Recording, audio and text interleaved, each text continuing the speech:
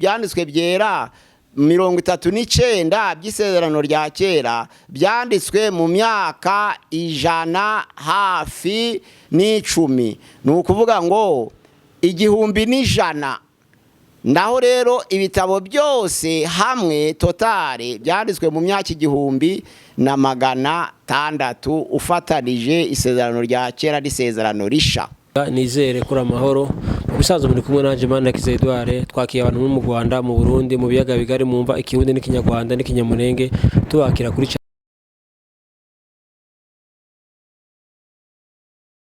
abari muri Amerika turabasuhuje Imana ibahumugisha, abari muri Europe turabasuhuje, abari muri Asia turabasuhuje, abari muri Australia turabasuhuje, Imana ibahumugisha. Nkuko twumvise ibyanditswe byera niki, twumvise impamvu byisi ibyanditswe byera, twumvise impamvu ibyanditswe byera babibumbiye mu izina ryitwa Bibiliya, twumvise ingingo ya 3 amateka y'itorero. Turi kumwe na Dogiteri Pasiteri Mazibirego. Uraho Dogiteri? Waramutse. Amakuru y'imisi? Turakomeye.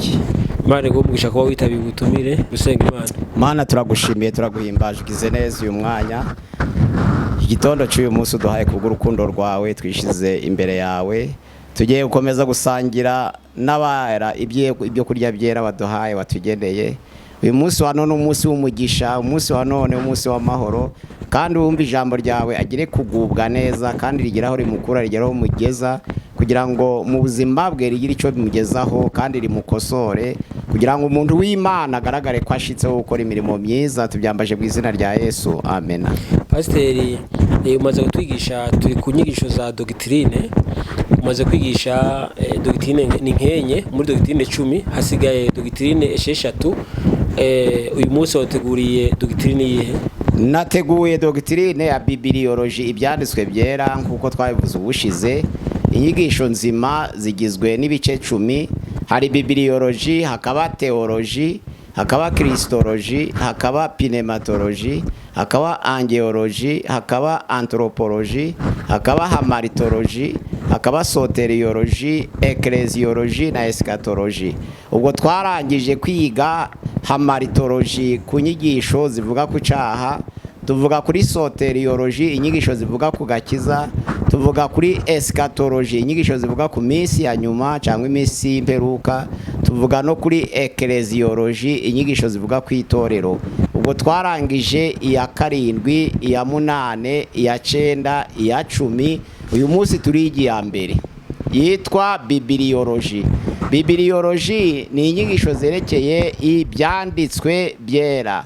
Kuko bisanzwe inyigisho zerekeye ibyanditswe byera zigizwe n'ibice 12. Nizo tugiye kuvugaho. Ingingo ya mbere, ibyanditswe byera ni iki? Ingingo ya mbere. Ingingo ya kabiri, inkomoko y'ijambo Bibiliya ari byo byanditswe byera. Ingingo ya gatatu, amateka y'ibyanditswe byera. Ingingo ya kane, akamaro k'ibyanditswe byera. Ingingo ya gatanu, imbaraga ziva mu byanditswe byera. Ingingo ya gatandatu, guhishurirwa kuva mu byanditswe byera. Ingingo ya karindwi, guhumekerwa kuva mu byanditswe byera. Ingingo ya 8, kumurikirwa kuva mu byanditswe byera. Ingingo ya 9, kwemezwa kuva mu byanditswe byera. Ingingo ya 10, ukuri kuva mu byanditswe byera. Ingingo ya 11, inzira zitandukanye zisobanura ibyanditswe byera. Ingingo ya 12, ibyanditswe byera bihesha ubugingo. Nongere nsubiremo, ibyanditswe byera ni iki? Ni ingingo ya mbere. Ingingo ya kabiri, inkomoko y'ijambo Bibiliya ibyanditswe byera. Ingingo ya gatatu, amateka y'ibyanditswe byera. Ingingo ya kane, ibyanditswe byera bifite mumaro ki? Ingingo ya gatanu, imbaraga ziboneka mu byanditswe byera. Ingingo ya gatandatu, ihishurirwa ziboneka mu byanditswe byera. Ingingo ya karindwi, guhumekerwa kuva mu byanditswe byera. Ingingo ya 8, kumurikirwa kuva mu byanditswe byera. Ingingo ya 9, kwemezwa kuva mu byanditswe byera. Ingingo ya 10, ukuri kuva mu byanditswe byera. Ingingo ya 11, inzira zitandukanye zo gusobanura ibyanditswe byera. Ingingo ya 12, ibyanditswe byera biduhesha ubugingo. Tugiye gutangira ingingo ya mbere. Ibyanditswe byera ni iki? Tugiye kubanza gusoma muri Timoteyo ya kabiri, ibice ni 3, umurongo wa 16, twumva uko hatubwira. Haravuga ngo ibyanditswe byera byahumetswe n'Imana. Ntabwo turangije uwo murongo, ariko dushaka kumenya ibyanditswe byera byahumetswe n'Imana. Ririya jambo rivuga ngo ibyanditswe byera byahumetswe n'Imana, ni ugushaka gutandukanya ibyanditswe byera n'ibindi bitabo byanditswe n'abantu. Hari ibitabo byinshi byitiriwe ibyanditswe byera koko. Hari nk'igitabo cya Korowani cya Muhamadi, naco bacita icyanditswe cyera iwabo. Hari igitabo cy'amabwiriza ya Muni, naco bita icyanditswe cyera. Hari igitabo cyitwa ijambo ryavuzwe rya Branham, naco bita ibyanditswe byera. Hari igitabo cyitwa intambara ikomeye ya Elina White, naco batita ibyanditswe byera. Ariko ni ikinyoma, nta bindi byanditswe byera uretse Bibiliya dufite ahangaha, kuko ubwayo irihamya ikavuga ko ibyanditswe byera byose byahumetswe n'Imana. Iri jambo rivuga ngo ibyanditswe byera byose byahumetswe n'Imana, nta hantu na hamwe wabibona muri Korowani, mu ijambo ryavuzwe, mu mabwiriza ya Muni, mu ntambara ikomeye. Nta hantu wasanga byihamya ubwabyo ko byahumetswe n'Imana. Ariko Bibiliya ubwayo, Timoteyo ya kabiri ibice 3:16, iravuga ngo ibyanditswe byera byose byahumetswe n'Imana.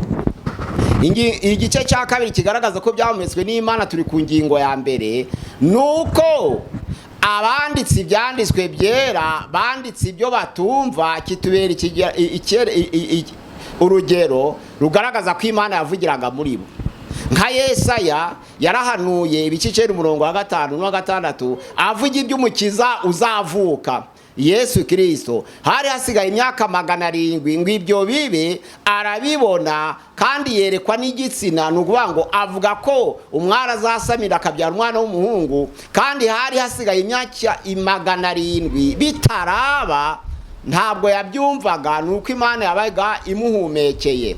Icyo ni ikimenyetso kigaragaza ko Bibiliya yahumetswe n'Imana. Icya gatatu, aho ngaho abanditsi 42 banditse ibyanditswe byera.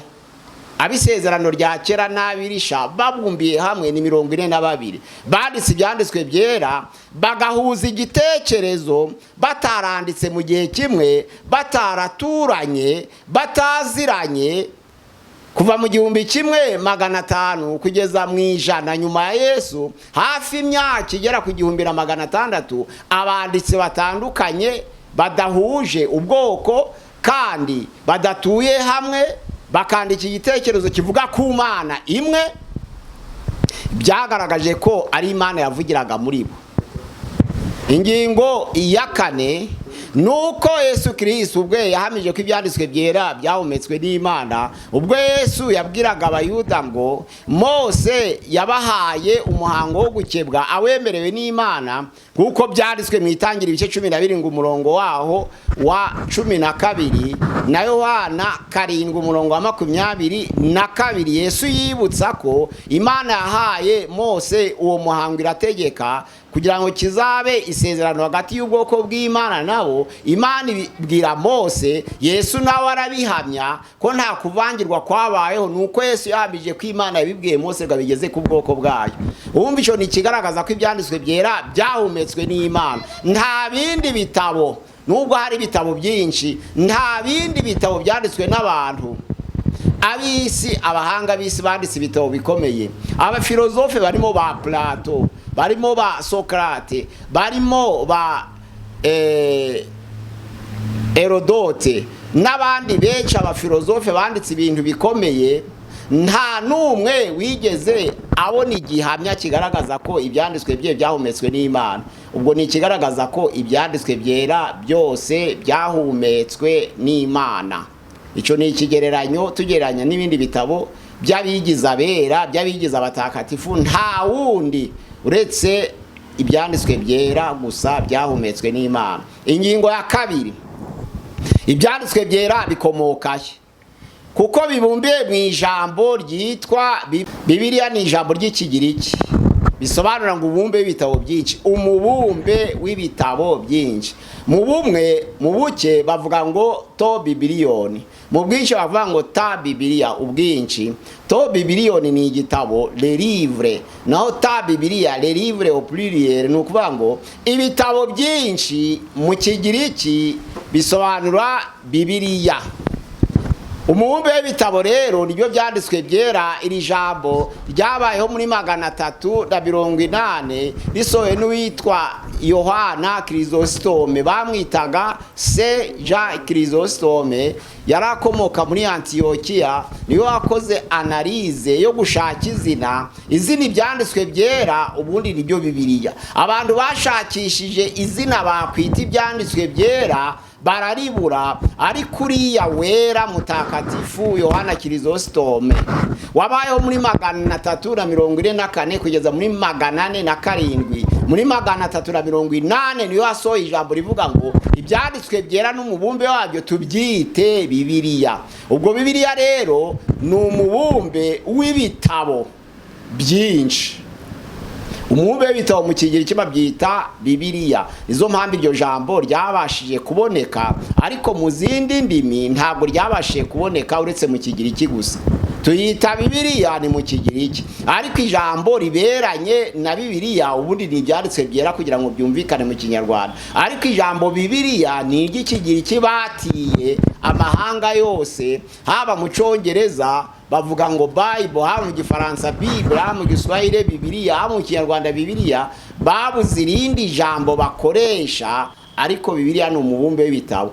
Uwo mubumbe w'ibitabo rero nuko tuvuga 39 by'isezerano rya kera na 27 by'isezerano risha bibumbiye hamwe bikitwa umubumbe w'ibitabo. Amateka rero y'ibyanditswe byera niyo tugiye kuvugaho. Pastor ukiri ngaho barimo bavuga umubumbe w'ibitabo, ese itangiriro, iyo bavuze itangiriro bisobanura iki? Itangiriro ni amagambo abumbiye hamwe ibyo kuremwa kw'ibintu byose. Ni igitabo cyanditswe na Mose kitubwira ibyo kuremwa kw'ibintu byose. Ni ukuvuga ngo buri gitabo cyose kifite ingingo y'ingenzi ibimbiye n'inyigisho nzima zabashwa guhabwa abera b'itorero. Nizo mpamvu ibyanditswe byera ko byahumetswe n'Imana, nta kindi gitabo kigira agaciro n'imbaraga nk'ibyanditswe byera. Ubwo tugiye kuvuga amateka rero. Ibyanditswe byera, amateka y'ibyanditswe byera ni ingingo ya 3. Turavuga imyaka ibyanditswe byera byabashije kwandikirwamo, nubango mu myaka 1600 kuva ku gitabo cya mbere kugeza ku gitabo cya nyuma. Nkuko amateka tubwira, Yobu akaba ari igitabo cyanditswe mbere, ariko amagambo yakoreshejwemo akaba ataraya Yobu. Noneho rero igitabo giheruka akaba ari ibyahishuriye Yohana, nacyo kitubwira iby'iminsi y'imperuka, eschatology. Noneho bakatubwira impamvu dukoze ijonjora n'igenzura mu byanditswe byera, tukareba impamvu bavuga ko igitabo cya Yobu aricyo cyanditswe mbere. Impamvu zirahari nyinshi. Urebye Imana mu Kuva ibice 3 umurongo wa 1 kugeza kwa 6 imaze kwihishurira Mose mu izina ryandiho ariryo ryakoreshewe kuvuga Yehova, ntabwo ryigeze rikoreshwa mu gitabo cya Yobu. Kandi Imana imaze kwihishurira Mose ahantu hose handitswe Yehova muri Bibiliya rirahari, ariko mu gitabo cya Yobu ahantu hose hagombye kwandika Yehova bahanditse ishobora byose. Bigaragara ko ayo magambo yaba yaranditswe mbere y'ubutambyi bw'Abalewi. Ubwo ni ukuvuga ngo nico gitabo cyabayeho cya mbere, babishira mu myaka 1500, icyanyuma bakagishira mu 100 nyuma ya Yesu. Hari yindi ngingo igaragaza ko igitabo cya Yobu aricyo cya mbere cyanditswe. Kiriya gitambo cyo koswa cyanditswe muri Yobu igice cya mbere umurongo wa 5 havuga ngo buri gihe cyose Yobu yabyukaga kare kare agatamba igitambo cyo koswa kugira ngo atambirire abana be, kuko yatekerezaga ko ubwo bakoze iminsi mikuru basangira mu nzu ya mukuru wabo baba bacumuye ku Uwiteka. Agatamba igitambo cyo koswa. Igitambo cyabaga gitanzwe n'umukuru w'umuryango, ntabwo congeye kwemerwa nyuma y'ubutambyi bw'Abalewi. Bisobanura ko Yobu yatambaga ubutambyi bw'Abalewi butarabaho. Indi ngingo ya gatatu igaragaza ko Yobu ari igitabo cya mbere, nuko ifaranga ryitwa kesita byanditswe muri Yobu 42 umurongo wa 11. Kesita ryakoreshwa mu gihe cya Aburahamu, noneho mu gihe cy'ubutambyi bw'Abalewi no mu gihe cy'amategeko ya Mose rya faranga ntiryongera kubaho. Bavuga ko iryo faranga ryakozwe mbere yo guhamagarwa kwa Mose, nizo mpamvu ryanditswe muri Yobu. Izo ngingo uko ari eshatu rero zihamya ko Yobu ari igitabo cya mbere mu bindi. Amateka rero nuko ari imyaka 1600 ayo magambo yandikwa, ariko yose akavuga Imana kimwe, agahuza igitekerezo cyo kwemera Imana. Baba 39 bisezerano rya kera, barindwi bisezerano risha, bose bagahuza igitekerezo cyo kwemera ko Imana Yehova ariyo Mana yonyine, nta yindi mana ku isi. Bigahuriza hamwe ayo magambo. Ibyo bitabo byabonetse mu ijonjora, turi mu mateka ku ngingo ya gatatu. Haba ijonjora ryaramye igihe kirekire, kuko twese turabizi ko ibyanditswe byera ntabwo byanditswe ku mpapuro bwa mbere, ahubwo mu gihe cya Mose ibyanditswe byera byandikwa ku mabuye. Zo mpamvu ngo ibisate bibiri byanditsweho amategeko byabaga hera cyane. Nuko Abayuda babaga bafite amategeko ku bisate by'amabuye, baja kwigisha bakaja kubisoma, bakaja kwigisha, ariko amabuye kuko yaremeraga, biga igitekerezo cyo gukora ikintu cyitwa iminoka, imfunzo, babyitaga papirisi, bakabihonda bakabyanika bakabibanja ibirago, bakabyandikishaho ibiti bakamuriyemo karame. Karame ni igiti basongoraga gifite intoboro mu munoka, bagakamuriramo ibisogosogo n'ibindi biti bibyara amazi, bamara bakandikisha kuri papirisi, nabyo bihinduka ibyanditswe byera. Ariko kuko imvura yangirizaga papirisi, abantu bigira inama yo gushaka ikintu cyitwa parisheme. Inyandiko zabonekaga ku mpu, noneho bakazita umuzingo w'ibitabo. Iyo mizingo na n'uyu munsi iracahari, nuko habaye iterambere abantu bagashira ibyanditswe byera ku mpapuro.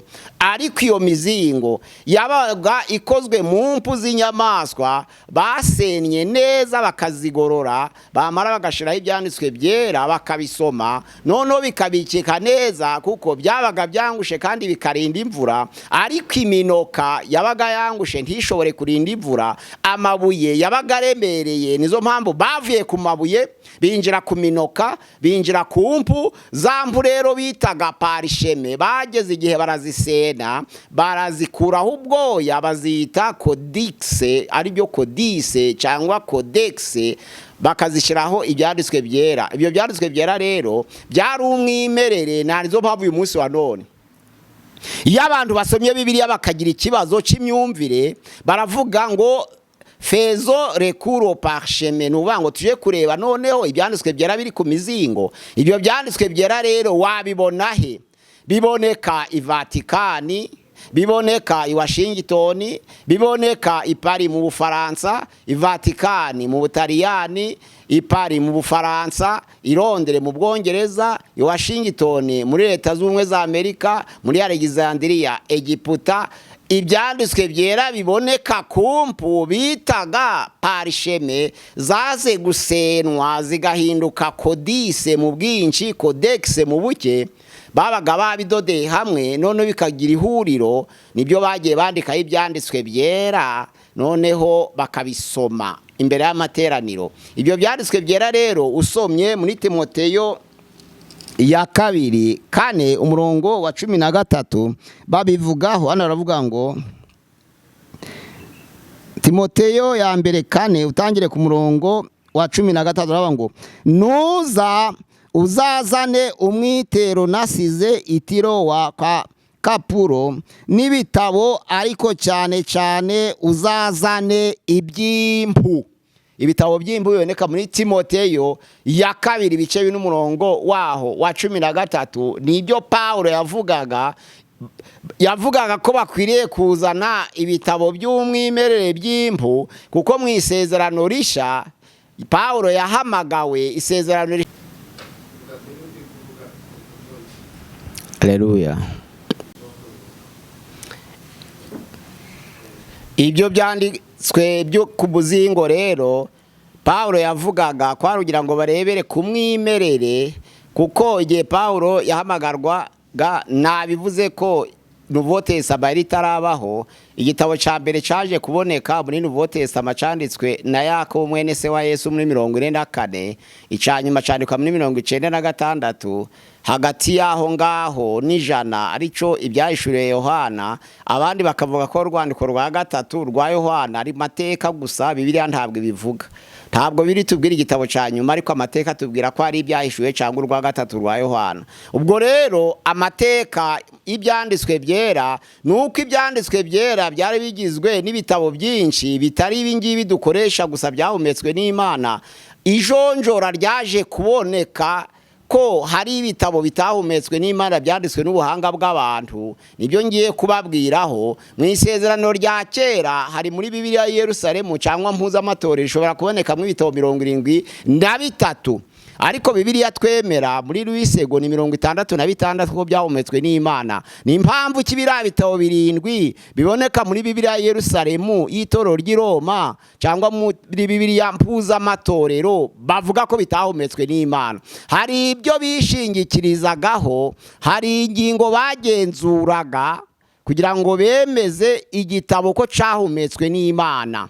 Muri Ancien Testament ingingo ya mbere yemeza ko igitabo cahumetswe n'Imana nuko ku muzingo batoraguraga bita parcheme, bita codice cyangwa codex, wabaga wanditswe mu Giheburayo cyangwa mu rurimi bwa Arameye.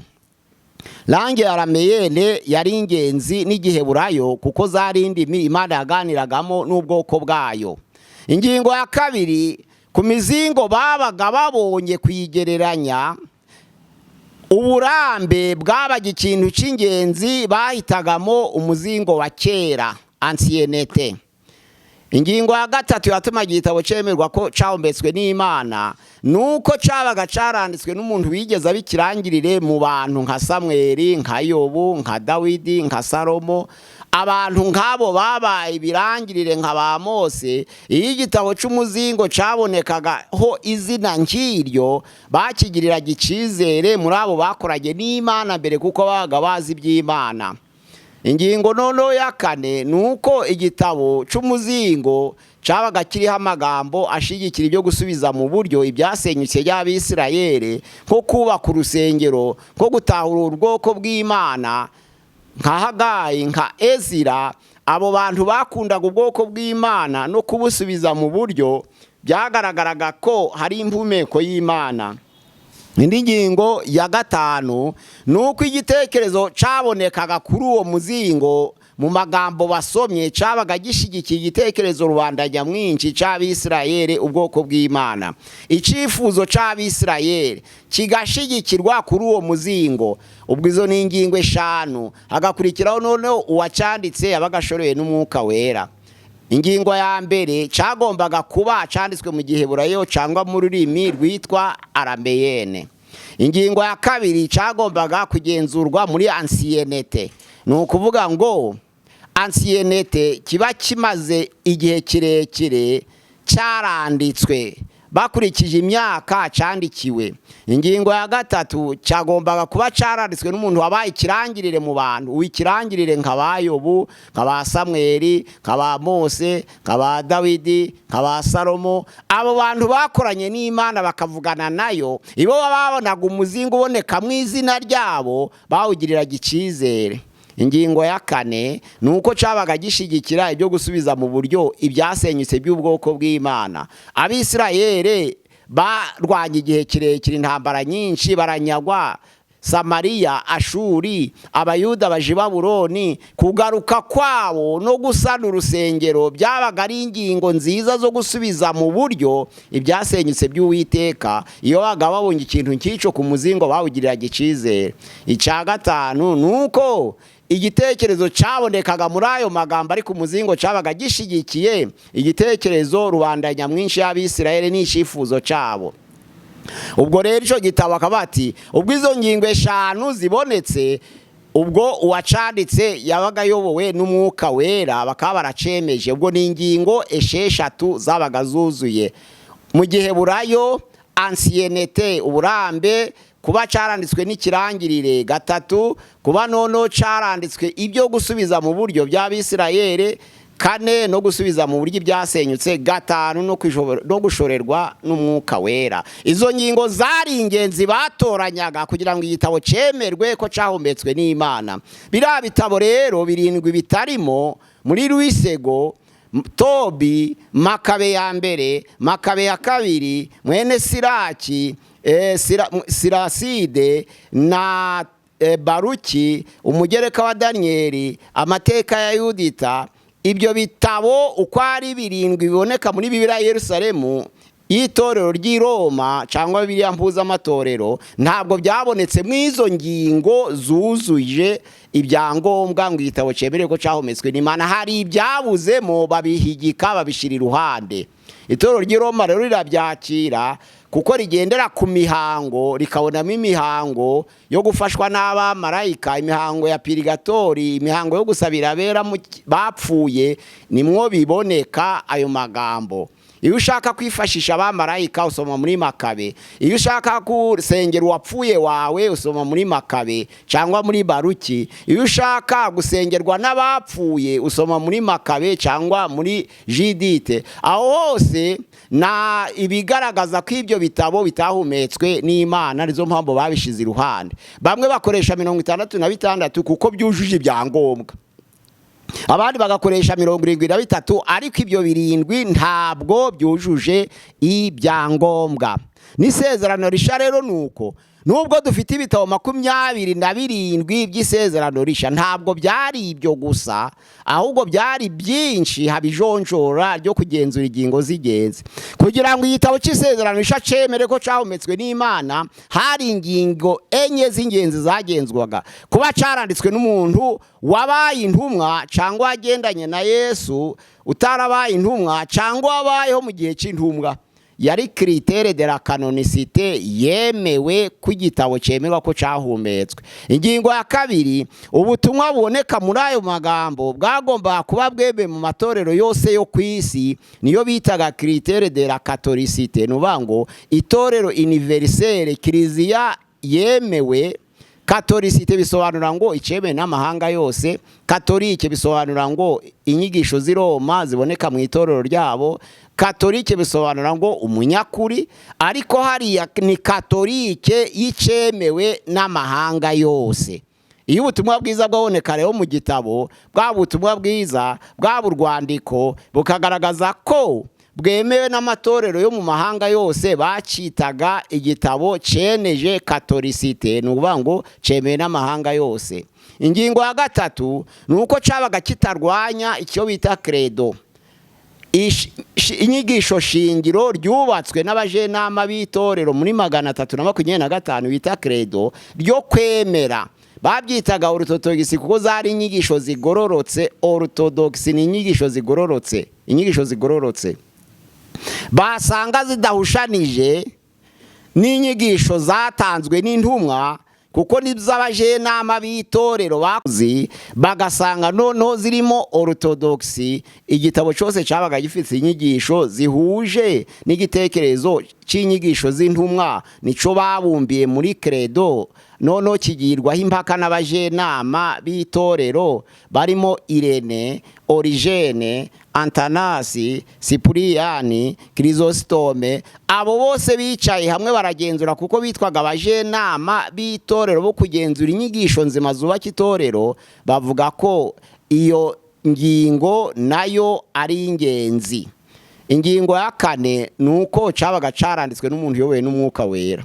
icya mbere ni apostolicite, icya kabiri ni katolicite, icya gatatu ni orthodoxy, icya kane ni ukuyoborwa n'umwuka wera. Izo ngingo enye zuzuye igitabo bakacemera bati iki ngiki gifite ubutumwa bwiza bwabasha guhindura umuntu kuko byaturutse ku Mana. Noneho rero hari ibitabo byinshi mu isezerano risha. Dufite ubutumwa bwiza bwa Matayo, tukagira ubutumwa bwiza bwa Mariko, tukagira ubutumwa bwiza bwa Luka, tukagira ubutumwa bwiza bwa Yohana. Niko twagiraga ubutumwa bwiza bwa Mariya, ubutumwa bwiza bwa Yakobo, ubutumwa bwiza bwa Nikodemu, ubutumwa bwiza bw'ibyakozwe na Pilato. Ibyo ni ibindi bitabo by'ubutumwa bwiza byabayeho, ariko babikoreye igenzura basanga bitarimo impumeko y'Imana. Ibyakozwe n'intumwa ni igitabo cemewe mu byanditswe byera byahumetswe n'Imana, ariko hari ibyakozwe na Andereya, hari ibyakozwe na Petero, hari ibyakozwe na Paulo, hari ibyakozwe na Pilato. Ibyo byose byari ibitabo by'ibyakozwe n'intumwa bakoze ijonjora barabihakana kuko nta mpumeko y'Imana yabibonetsemo. Inzandiko nazo dufite urwandiko rwanditswe n'Abaroma, rwandikiwe Abaroma, urwandiko rwandikiwe Abakorinto, Abakabiri, Abagalatiya, Abaefeso, Abafilipi, Abakolosayi, Abatesaloniki ba mbere, Abatesaloniki ba kabiri, Timoteyo ya mbere, Timoteyo ya kabiri, Tito, noneho akaba Filemoni, Abaheburayo, Yakobo, Petero ya mbere, Petero ya kabiri, Yohana ya mbere, Yohana ya kabiri, Yohana ya gatatu, Yuda. Izo ni inzandiko ziri mu isezerano risha, ariko hari inzandiko nyinshi. Nubwo Paulo yandikiye Abaroma, ariko hari urwandiko yandikiye Abakorinto rwatakaye, bavuga rwari kuba urwa gatatu, ariko urwa kabiri rufata umwanya w'urwa mbere. Urwandiko rero rw'Laodikiya, urwandiko rwa Kerema, urwandiko rwa Tomasi, urwandiko rwa Barinaba, urwandiko rwa Apolo, urwandiko rw'Laodikiya, izo nzandiko zose zitabashiye kwemerwa nuko zitari zujuje ibisabwa ngo bigaragare ko zahumetswe n'Imana. Hariho rero n'igitabo cy'ibyahishuwe giheruka kitubwira iby'iminsi y'imperuka, ubuhanuzi. Ntabwo ibyahishuwe cyari igitabo kimwe, cyari gifite ibyahishuwe. Igitabo cya mbere cy'ibyahishuwe, igitabo cya kabiri cy'ibyahishuwe, icyo gico baracanze bakora ijonjora. Hari ibyahishuriye Mariya, hari ibyahishuriye Zakariya, hari ibyahishuriye Baruku, hari ibyahishuriye Paulo, hari ibyahishuriye Petero. Uwo mubumbe w'ibitabo by'ibyahishuwe baragenzura basanga igitabo cya mbere cy'ibyahishuriye Yohana aricyo cyonyine gifite impumeko y'Imana, ibindi byose barabita. Ibitabo rero byari 27 gusa, byari byinshi cyane, byari bigeze ku 100, ariko umurimo w'ijonjora nico wakoze wo kureba niba igitabo carahumetswe n'Imana. Hari igitabo cyabaga kibitse ubutumwa bwiza, ariko basoma bagasanga nta mpumeko y'Imana kuko nta apostolicity iri kuboneka, nta katolicity iri kuboneka, nta orthodoxy iri kubonekamo. None bakavuga bati iki gitabo ntocujuje ibisabwa kugira ngo cemerwe ko cyahumetswe n'Imana. Na nizo mpamvu urwandiko rw'Abaheburayo narwo rwabashe gushidikanwaho kuko batigeze bandika izina ry'uwarwanditse. Bamwe bashiraho Paulo, abandi bagashiraho Apolo, abandi bagashiraho Barinaba, ariko kugeza n'ubu nta mwanzuro urafatwa ngo bavuge ngo cyanditswe nande. Ayo rero ni amateka y'ibyanditswe byera. Ibitabo 66 nibyo twemera ko byahumetswe n'Imana. Bibiliya ubwayo ikihamya ko ari impumeko y'Imana.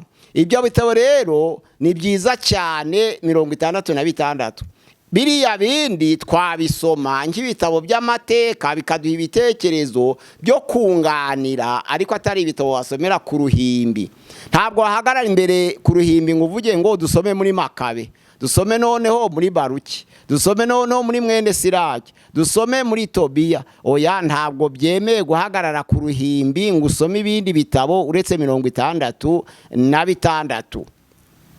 Ayo ni amateka noneho ya Bibiliya. Hagati y'umwaka wa 400 Maraki yamaze guhanura kugeza ku gitabo cya mbere cy'isezerano risha arico Yakobo cyanditswe muri 44, hari ibindi byabaye hagati y'amasezerano yombi by'ingenzi abantu basoma Bibiliya bari bakwiriye kumenya. abigisha Bibiliya benshi bavuga ko ijwi ry'Imana ryacecetse, ariko hari imirimo ikomeye yakozwe ari hagati y'amasezerano. Icya mbere, guhindura Bibiliya y'Igiheburayo muri Bibiliya y'Ikigiriki yemewe bitaga la Septuaginti muri 227 imbere ya Yesu. Uwo ni umurimo ukomeye wakozwe wo guhindura ijambo ry'Imana abayuda batatanye kugira ngo bakire ibyanditswe byera, aho batataniye mu mahanga yose bari baribagiwe Igiheburayo batagisoma ijambo ry'Imana. Uwo murimo ukorwa n'abayuda 70. Izo mpamvu bayise la Septuaginti, bayihindura mu Kigiriki. Yesu Kristo atangira ubutumwa bwe bwiza havugwa Ikigiriki. Ubwo ni ukuvuga ngo uwo ni umurimo wa mbere wakozwe. Umurimo wa kabiri wakozwe nuko ariho batangiye kubaka amasinagoge, kuko urusengero rwa Yerusalemu rwari rutaruzura mu gihe cya Herode bubaka amasinagoge. Noneho rero aho hagati y'amasezerano niho ibingibi bitabo biteme mu impumeko y'Imana niho byanditswe, les livres apocryphes niho byanditswe hagati y'amasezerano yombi. Ntaho byanditswe hagati ya biriya bitabo byahometswe n'Imana, ahubwo byanditswe hagati y'amasezerano. Ikindi cyavutse hagati y'amasezerano ni amashaka 5 yakomotse mu idini ry'abayuda ryariho muri Ancien Testament. Iryo dini riza kugira imyumvire itandukanye. Niho haje kuvuka abafarisayo batsindishirizwa n'amasengesho, haza kuvuka abasadukayo, abanyepolitike b'itorero, haza kuvuka abanditsi, abahanga mu itorero bandika amategeko, haza kuvuka abazeroti, abakura nkota, haza kuvuka abayeseniya, abambara ibigunira bakitera ivu kugira ngo bibabaze Imana yumva umubabaro wabo. Ubwo amateka rero yabaye nuko ibyanditswe byera 39 by'isezerano rya kera byanditswe mu myaka 100 hafi n'10. Ni ukuvuga ngo 1,100. Naho rero ibitabo byose hamwe totale byanditswe mu myaka 1,600 ufatanije isezerano rya kera n'isezerano risha. Tumenye amateka y'itorero rero. Twumvise ibyanditswe byera niki? Twumvise impamvu by'isi ibyanditswe byera. Twumvise impamvu ibyanditswe byera babibumbiye mu izina ryitwa Bibiliya. Twumvise ingingo ya 3, amateka y'itorero. Imana ibafashe aho muri hose, Imana ibakomeze. Tugeze ku ngingo ya 3 mu ngingo 12. Ubutaha tuzakomeza n'ingingo ya 4 itubwira akamaro k'ibyanditswe byera, ingingo ya 5 itubwira byera, ingingo ya 6 itubwira guhishurirwa kuva mu byanditswe byera, ingingo ya 7 itubwira guhumekerwa kuva mu byanditswe byera, ingingo ya 8 itubwira kumurikirwa kuva mu byanditswe byera, ingingo ya 9 itubwira kwemezwa kuva mu byanditswe byera, ingingo ya 10 itubwira ukuri kuva mu byanditswe byera, ingingo ya 11 itubwira inzira zitandukanye zo gusobanura ibyanditswe byera, ingingo ya 12 itubwira ukuntu ibyanditswe byera bihesha ubugingo. Imana ibafashe kandi bakomeze kubikurikira kuva ku ngingo ya mbere kugeza ku ngingo ya 12. Muzagira icyo mukuramo. Murakoze cyane. Imana igusha pasiteri, urakoze cyane ku nyigisho utugejejeho za bibliology. Imana igusha cyane. Ushobora kuba ari ubwa mbere ugeze kuri channel ya Gusenga Yves, tugusaba kandi subscribe ugeze ku bandi izi nyigisho. Imana ibaho umugisha nawe utaha.